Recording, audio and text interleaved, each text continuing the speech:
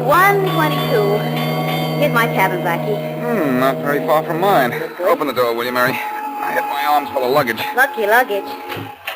Oh, very well, porter. Put my luggage at the foot of the bed. Oh, so now I'm a porter. I'll put it where you want it, Lottie. Oh, fine. That will be all, porter. At the foot of the bed, please. It's very apparent, Lottie, that you've never been to sea. We seafarers call a bed a bunk. Well, it's a lot of bed. It's a lot of bunk. Oh. Say, I should have my reservation at the last minute, too. The walls of my cabin are so close together, they practically press my pants. Well, Blackie, that's strange. This looks like a double cabin. Well, strange. It should look like a double cabin when it is a double cabin. But don't think you have to sleep in both bunks just to get your money's worth. I'll remember that. Will this be a long trip? No, just overnight. We get to Westfield in the morning, and then we'll have some fun. I thought you were making this a business trip for Charlie Kingston. It is, but business for Charlie always leaves time for fun. So I thought this black suitcase was too heavy to belong to you. Oh, Blackie, that isn't mine. You must have left one of mine in your cabin. Oh, this is Charlie's suitcase full of bonds. Well, I'll take it back to my cabin because you might pull the handle of it. Why shouldn't I? It's tear gas. And then I'd cry for you. It would take tear gas to make you cry for anything. Well, which bunk should I sleep in tonight? The lower or the upper? I don't know. Let's see which one is softer. The lower one's lovely. Now let's see about the one on top. Mary, I think you'd better sleep in the lower bunk regardless. Why? It'll be a little crowded in the upper bunk. You have a cabin mate, but I don't think she'll disturb you much. She's dead.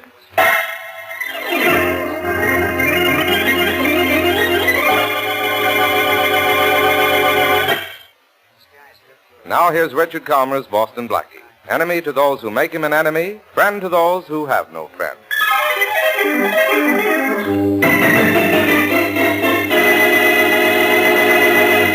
Well, Blackie, no matter where you go, you find a body, don't you? Isn't it the most annoying habit, Inspector Faraday? Hurry and solve this case, will you? The ship is already 30 minutes late pulling out.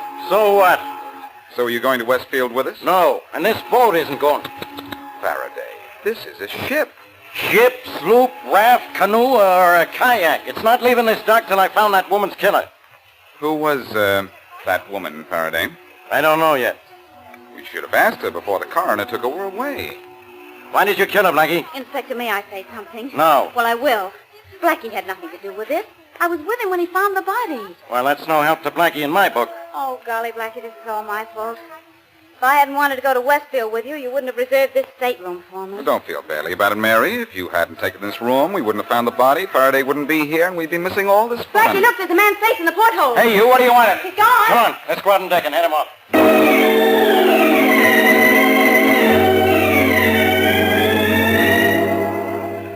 Well, that was certainly a false alarm, Miss Wesley. But, Inspector, how did I know he wasn't snooping? Well, he wasn't. The first mate said he was trying to repair a broken guy wire or something.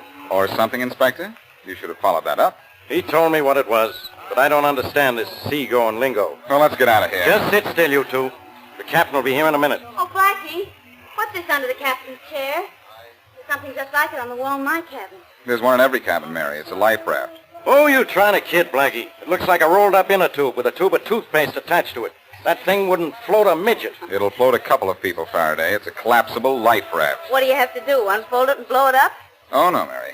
Press that little button on top of that tube there, and in about 2 seconds you have a raft about twice as big as the top of the captain's desk and 1/2 the size of Faraday's head. Let's press it and see what happens.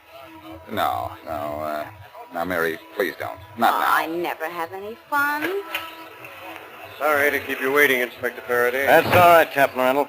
Who was the dead woman? Could you find out? Yes. She was Charlotte Aiken. Oh, I've heard of her. Something about money. Something about $2 million. Look, when I want information from you two, I'll ask for it. Faraday, before this is over, you'll be begging for it. I'll beg you right now to keep quiet. Say please. Please. I said quiet.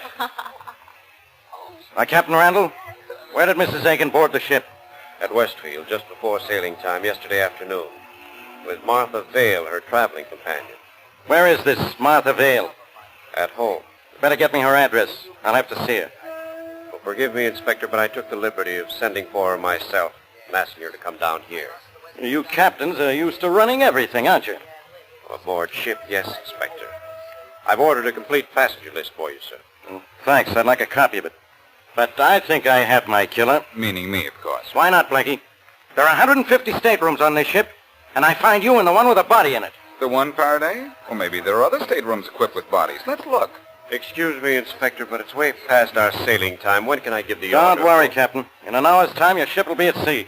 Well, that's where you'll be too, Faraday, at sea and sending out an SOS for me. So help me, Blackie. So I'll help you, Faraday. Walk away, don't go in there. Bob, what are you doing here? Stopping it. Hey, what's going on out there? Let go of me. You're hurting my I'll break arm. your neck if you... Don't, Bob. Please. Come on, let's go outside and see what this is all about. Careful, Faraday. You may get into trouble. Martha, I'll show you're a fool. Why do you want to get mixed up in a murder? What should I do? Hide? It wouldn't do you any good. I'd find you. Oh, If he didn't get lost looking for you. Quiet, Blackie. Who are these people, Captain? This is Martha Vale, Mrs. Aiken's traveling companion. I don't know the man with her. hello, Captain Randall. This is my brother, Bob. Well, this is Inspector Faraday of the police. Oh, yes. Miss Vale, were you with Mrs. Aiken on the trip she made from Westfield last night? Yes. How about you, son? No, I never traveled with Mrs. Aiken. If I could have had my way, my sister wouldn't have been traveling with that Aiken woman either. All right. Keep on talking, son. And say something when you do. I'm not so selfish that I want to be the inspector's only suspect in this murder. You? Oh, dear. Don't look so alarmed, Miss Vale. Inspector Faraday accuses me of every murder in town. I think you'd better tell me everything. Oh, no, she doesn't, Blackie. She tells me. All right, she tells you, and then I figure it out for you. Quiet, Blackie. Now answer a few questions for me, Miss Vale. Now remember, Martha, by law, you needn't say anything. Look, son, am I going to have trouble with you? I want my sister to know her rights. She's mixed up in this. She should see a lawyer before she answers you. And Faraday, why don't you stop asking all the stock questions and ask the one question that really should have an interesting answer? What are you talking about, Blackie? It seems very strange to me that Miss Vale should be traveling with Mrs. Aiken and get off the ship alone, leaving Mrs. Aiken in her stateroom dead. Excuse me, Inspector Faraday. Mrs. Aiken wasn't found in her own cabin. Hers was number 85. Her body was found in 22. That means something. Don't you wish you knew what? Oh, Blackie, darling, be quiet. All right, everybody. Into the captain's quarters for questioning. Oh, must you now? Sorry. Okay, everybody, get inside. Oh, now look what you've done, Martha. You've got us all involved in this Coming, Blackie? The man called Faraday said everybody. Now, you stay here, Blackie. Faraday, are you ill? You're not going to question me? I'm going to question you, all right. Blackie, give the inspector nice answers. My very nicest. See you in the captain's quarters in a few minutes, Mary. Right. If I don't have them up in my quarters for a few years... Captain Randall, hold those people in your cabin till I'm ready for them. Of course, Inspector. Well? Well, All right, Blackie, what's this all about? you don't know, Inspector? Look, Blackie, I figured you knew something about this the minute I found you with that body. If you didn't think so, I'd be awfully disappointed, as a matter of fact. But, why don't you stop calling me names and start calling a few shots on Charlotte Aiken's death? Can you call any? Names or shots? Either. You really want to know who killed Charlotte Aiken? Well, I didn't come down here to go for a boat ride. All right, Faraday, I'll tell you all I know. Well? We went through that well routine already. I'm telling you all I know. You're not saying anything. That's because I don't know anything. About this case, that is. Well, I know something. The time of day, no doubt. Uh-oh. There goes that gun again. And here you go again, too. I know, down to headquarters. Oh, no, wise guy. You're holding out on me. You know something about this case you're not telling. And until you talk, I'm going to put you in your cabin under guard. Well, at least you think so much of me, you want to give me police protection. Come on. On second thought, Faraday, am I being put under protection for your sake or for mine?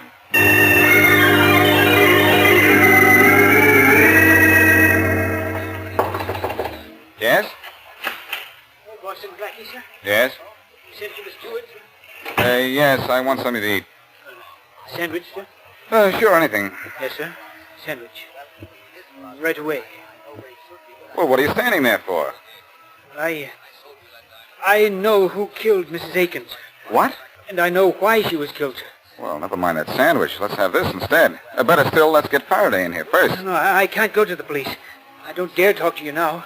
cabin is being watched. I'll see you here at midnight.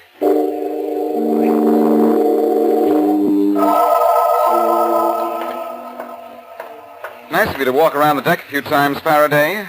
Are you sure it's no bother? I even take my dog for a walk every night. 2 to 1, he outsmarts you. Very funny, Blackie. I didn't think so.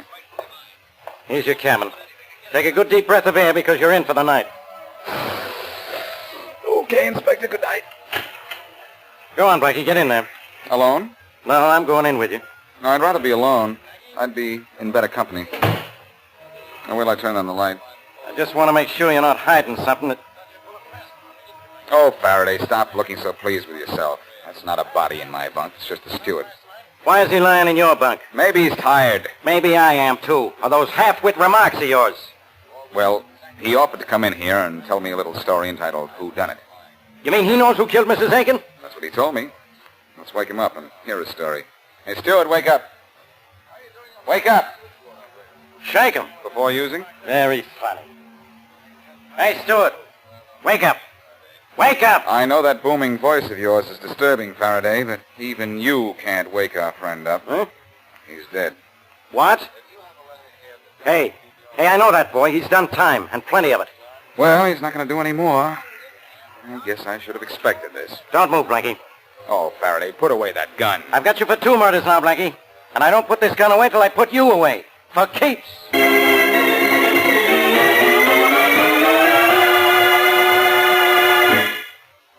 And now, back to Boston Blackie. Blackie and Mary Wesley boarded the night boat to Westfield. But the journey was upset when the body of Charlotte Aiken, wealthy widow, was found in the upper bunk of Mary Wesley's stateroom. While Inspector Faraday was questioning Martha Vale, the dead woman's traveling companion, the steward of the ship came to Blackie and promised to tell him at midnight who killed Mrs. Aiken. At midnight, Blackie and Faraday found the steward dead. Faraday charged Blackie with killing him. And as we return to our story, the inspector is about to take Blackie to jail. All right, Blackie, move. Well, when I move, Faraday, I like to take my luggage with me. Okay, take the suitcases along. Thanks. Help me, will you? Okay. But knowing you, I'm going to carry the big suitcase. The little one will be no match for the big one if you start swinging it. I always said you'd make a good red cap. Boy, pick up the large suitcase, please. I'll carry the small one. And no more wisecracks, wise guy. Come on. After you? After you. You're not getting away from me this time. Oh, no? Hey, what's that hissing noise? Tear gas. Tear gas? I thought you'd try to be a wise guy and want to carry the big suitcase for your protection. This little one contains a tear gas bomb for mine. What? Why are you carrying tear gas? Because the suitcase you're carrying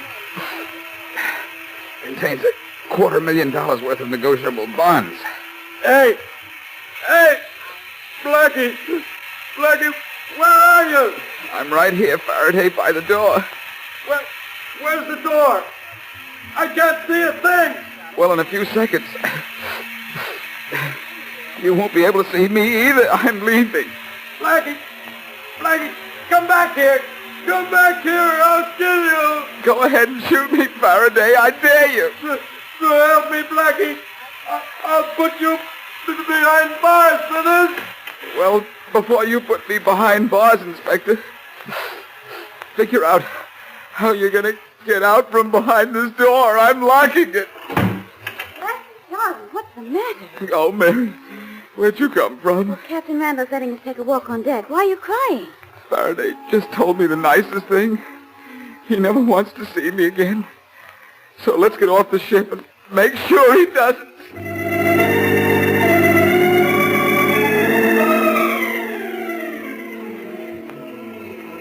If she isn't on the train, Blackie, then what?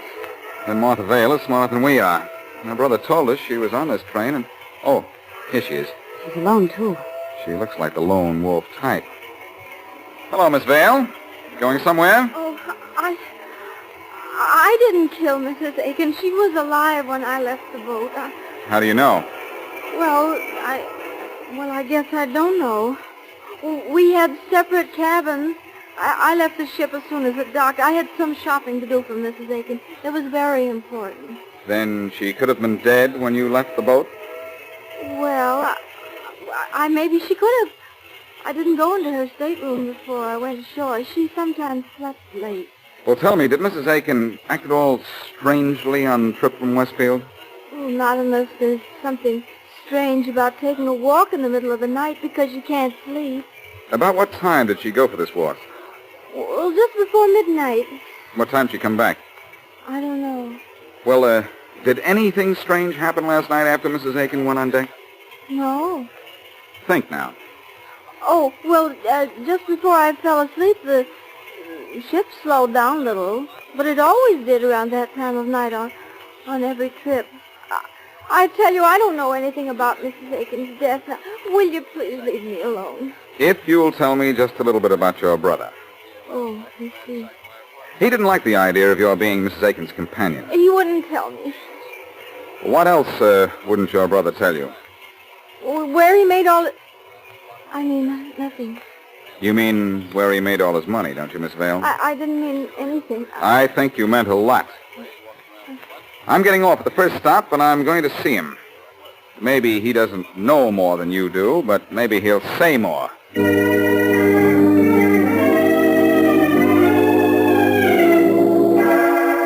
Mary, I found out from Robert Vale that his sister inherits Mrs. Aiken's money. Oh. What did you find out?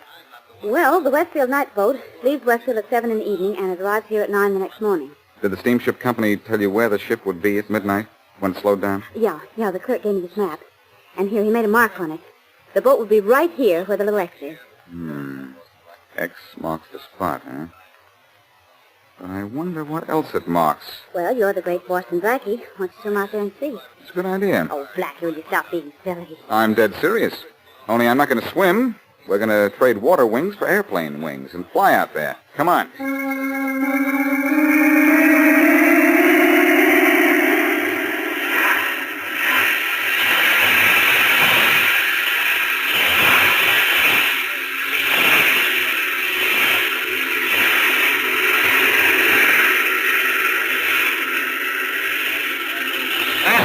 On the chart you showed me, Blackie. It's a boy on the water. Nice flying, buddy. We're right beside it. Is that chain hanging from the top of the buoy fastened to whatever holds it into the water? Yes, I think we... Say, wait. The chain that holds a buoy in place would be underneath it, not on top of it. A chain is hanging loose, Blackie. Why don't you have a look at it? Okay, wait a minute. I'm going to climb out on the wing. Now I can reach it. Yeah, now I have it. What is it, Blackie? Just a loose chain? Yeah, with a sort of a snap on it. Like the one you find on the end of a dog leash. So? So nothing. Okay, pilot. Let's go back to the mainland. Oh, are we going up in the air again? Yes, and if I don't get a bright idea pretty soon, we'll be up in the air in more ways than one.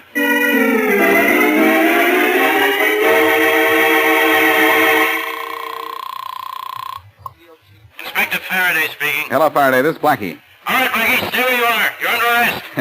And you're under delusions again, Inspector. I want some information. And I want you. Nice of you to say so, pal, but listen. You knew the steward who was killed in my cabin. What did he do time for? None of your business. It's your business, though, Faraday. Tell me, and I'll bring in your killer. Nothing doing. Okay, Faraday, if you don't want to solve this case, All right. But don't forget where you got the information. I don't think you'll let me. What was the steward sent up for? Smuggling. Now, is that any help to you? Probably not. You give such useless information, Faraday. So long. You listen to me, Blackie. Well, Mary, the steward was arrested for smuggling. Is that any help? No, I don't see it. Smuggling? Smuggling, yes, of course. Of course it helps. How? The chain on the buoy. Smuggled goods from overseas was attached to it, then picked up by someone on the Westfield boat as it passed by. How does that explain Mrs. Aiken's death? She walked the deck of the boat last night and saw something she shouldn't have seen. That's right. The ship passes the buoy at midnight, and Martha Vale said that at exactly midnight Mrs. Aiken went for a walk on deck. Well, if Mrs. Aiken was killed last night because she went for a walk, we're going to solve this murder by a walk, too.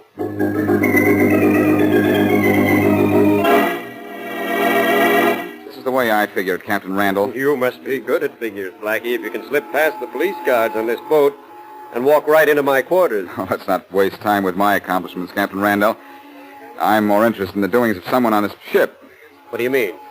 I think Charlotte Aiken was killed because she couldn't sleep last night. I have good reason to believe that this ship of yours is being used for smuggling small but highly priced articles into this country. That's absolutely fantastic. My ship goes to no foreign port. Why, we never sail a course more than 8 miles offshore. But you pass a certain buoy about 8 miles offshore every night at midnight. When we're on schedule, yes. Well, here's what's been happening on your ship, Captain Randall.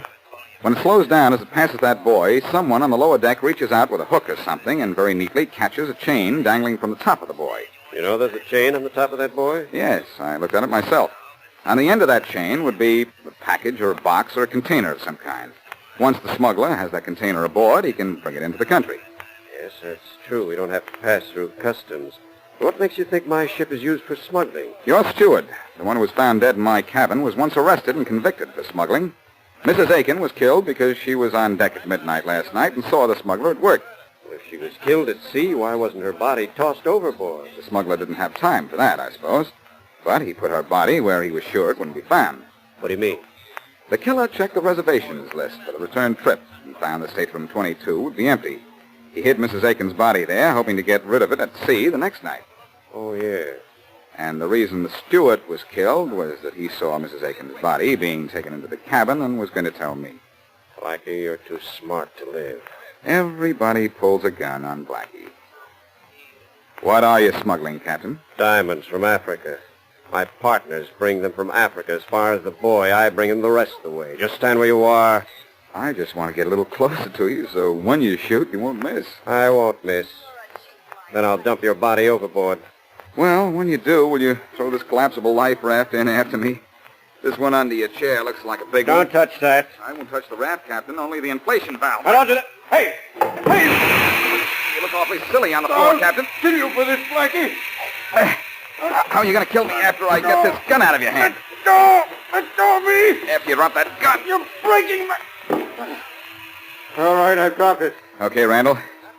Get up. I have a gun of my own. Don't shoot. Don't worry. Say, isn't it funny how a little air in this life raft took the wind out of your sails?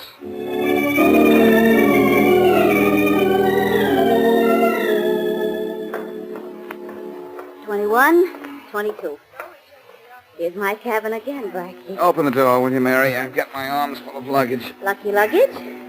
Oh, I said that before, didn't I? I liked it just as much the second time. Oh, very well, Porter. Just put my luggage at the foot of bed. Blackie, will we get to Westfield this time? I don't know. I can't guarantee anything. Well, do you think we dare look in the upper bed? I mean, bunk. I don't know. You look. No, maybe you'd better look. I'd rather you looked. Well, if you'll remember, last time I looked, we found a body up there. Oh, yes, that's right. All right. I'll look. Blackie! What, Mary? What is it?